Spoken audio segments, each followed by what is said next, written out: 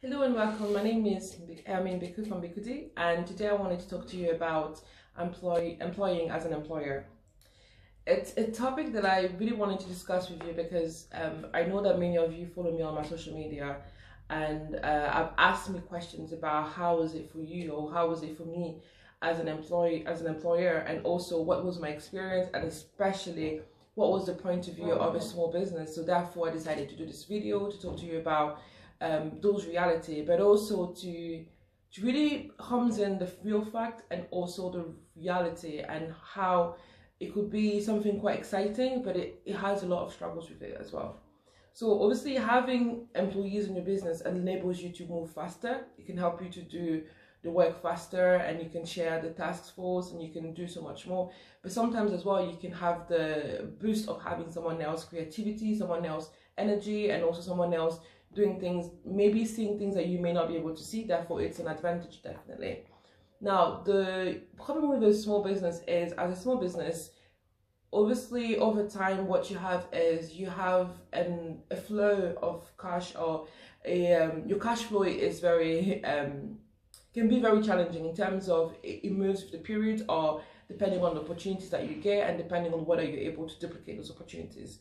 Now, when it comes to employing, so there's many ways you can do so. So you can either employ self-funded, which we've done. I suppose right now we've actually done the 3 ways, and I'm going to explain to you the 3 ways, and also the advantages and the disadvantages of those 3 ways. So now the first way we employed was by employing someone through a grant. So we secured a grant to run activities, and we were able to employ someone. So with that way, it was slightly easier in terms of the fund and the resources for the salary was already in place. Therefore, it was still the difficult task was now to motivate the person to understand the agenda. So you've got time to train the person, and I guess something that we might have done differently was to maybe have a longer term, because you need to think about the time to train the individual, to make sure that because the first few months when they work, their performance can be limited in terms of you've got the salary that you're paying constantly, but as the employer works with you, the productivity increases. So therefore you have someone who comes with you that you need to train, you need to put your resources there, but you need to factor in, especially in the funding application, the fact that someone needs to stop their day job and train the person. And if the person is stopping their day job to train someone else, that means that between the 2 of you, productivity is reduced. So it means that not only the working staff or or me at the time, my productivity was reduced, but also the staff employed couldn't actually have a productivity yet, because it was during the training period. But also how the training is done is also a way of boosting the confidence, because one of the challenges that I found myself was that you get asked a lot of questions. So you get asked a lot of questions by the staff, or because you're the sole person that answers the question, so therefore you're pulled left and right, and depending on whether you also have a team of volunteers and staff, it means that you've got quite a few things to do, and it's something it can be quite challenging. So then the second element was again employing someone either with a funding for the government, or in order to remove, for example, unemployment for young people, or for for groups who usually have difficulty to find employment. So it could be people with special needs or anything like that. And this one is the most challenging in my view, because with the first one you can still choose who you're employing, in terms of you can really choose the pool of people, so you can really spend the time to employ. But on the second, you have to really put a lot of resources in. So you need to put your time, you need to put the training in place, but also there's that element of the productivity of the person can actually it can actually take up to about 3 months or more sometimes for them to reach productivity level. But when I talk about productivity, it's linked with yours, because if you're spending the time training, or another member of staff is spending the time training the person, it is a heavy weight on it can be a heavy weight on the company. Now, you hear me talking about the productivity, and then you're wondering, why am I talking about the productivity? So it will come especially as a factor when we come on to the third element, and this is where I will talk about where the real struggles really come in. And I think some of the struggles that you find on the third element can also either impact or interrelate with the other ones as well, which is, now with the first case, you have obviously the fact that you've got productivity and you have to train the person, but also you have to be realistic of whether you can extend the contract once it's finished, because if you're not realistic on whether you can do so, then it can be a very strong impact on the cash flow of the company. Moving on to the third one, and this is the third sector where some of the issues that I will talk about would also link with the other ones, is when you employ someone from your own pocket as a business. Now, it is a very, very, very hard decision, and to be honest, it's one that I lost sleep over before coming to that place of actually being able to employ someone either part-time or full-time for 3 months or for 6 months or for a year. It's something that I had struggled with as an employer, especially as a small business, because it's a case of you have someone coming to work for you, therefore your duty is to pay that person. Your duty is to ensure that the person's needs are met, meaning that they have a salary, they can rely on the salary, and they can also rely on to the business to be able to help them grow and help them thrive.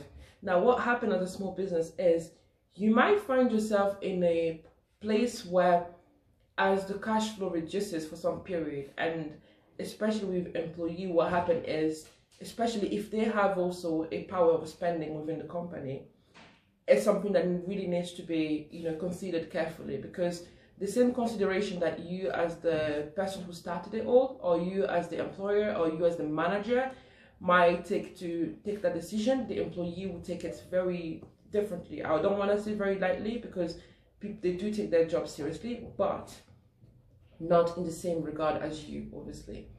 Now, it gets to the point where you realize that you have to pay someone their full rate, and obviously it's very important to pay people the minimum wage, and this is something that's put on the employer. So you have to pay the minimum wage for the person working with you. But also what you find is then that no matter what happens, they need to be paid. So therefore, whether their sales are coming or not, depending on how the contract is set, you still need to pay the person. And in some cases, I've found myself with staff where I've had to pay staff members a higher salary than me while they were working maybe half the hours that I was working, or a lot less hours than I was doing.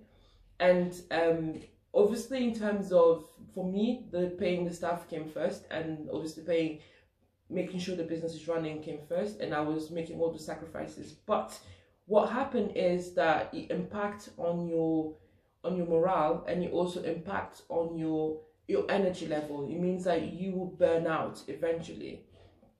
But also the other thing is then when you let the staff know and understand that as a small business, they really need to work hard, for example, to bring in the sales, for example, but they really need to work hard to make sure that the services are rendered correctly, so that we can be rebooked, so we can be called back.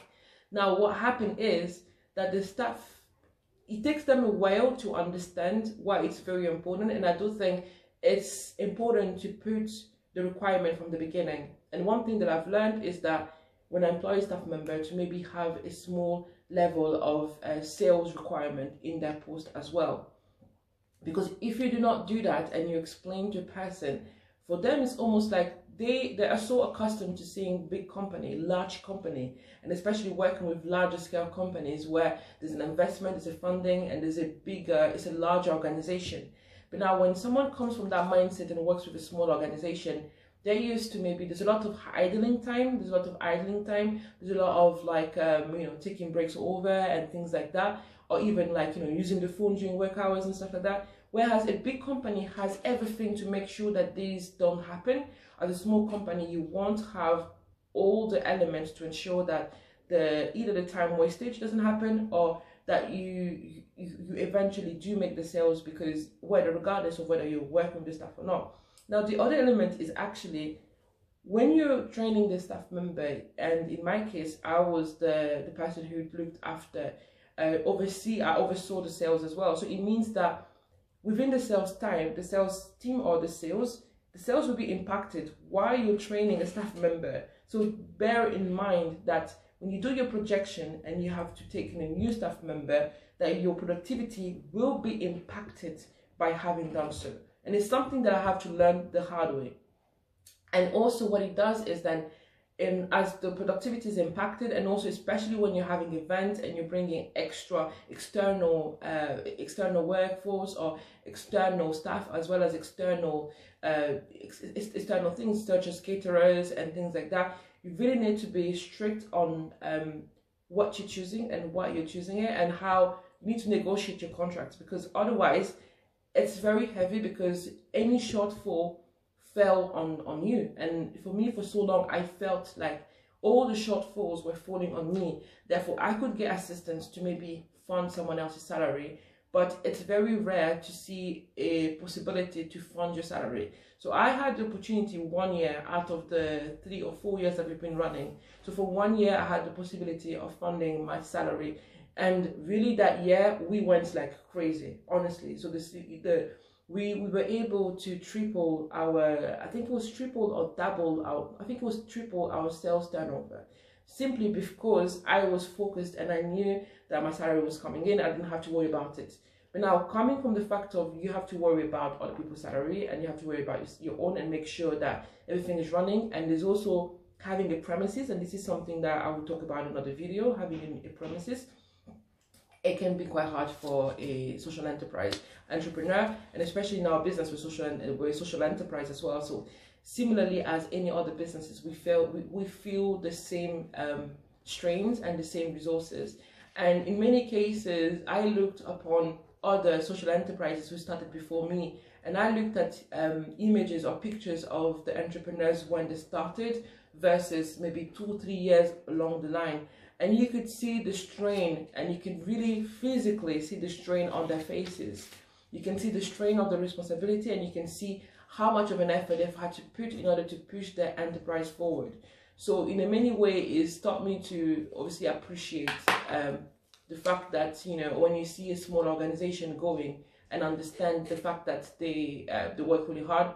But in this equally, this video is actually because it's very frustrating as well as an entrepreneur. And I do think as an employer, you do need to take that into consideration. And I think we need to break the silence about all those barriers that we face, all those barriers that lead us into depression, for example, or all the barriers that lead us into burnout, because burnout is real, and depression, but also it can also lead you to losing interest into the business, because you're basically you're bringing in business barely to just pay for all the expenses or all the expenditure or all the roof expenditures as well. So with having said that, I would also add that if you've got any question, do not hesitate to contact us. And I think this was an introduction, and in another video I will delve in, deeper into the information. And the reason I'm doing these videos now are because I do believe that the new generation of entrepreneurs need to understand and need to know exactly what's ahead of them, and need to prepare for that, as well as preparing for the fact of any other element. For instance, I was prepared for not having sales for the first few months of business, but then there are many other elements that I found the hard way. And I really wish I had taken the time to be prepared about it. And having said that, I did take a lot of training, a lot of preparation, and I still speak to a large network of entrepreneurs and other business owners. And that's what led me to the conclusion. And the day I made the realization that what I felt, I wasn't the only person feeling it, I thought, I need to break the silence and I need to talk about my experience, about how it is. So thank you very much for watching. And if you've got any questions, do not hesitate to contact us. Thank you.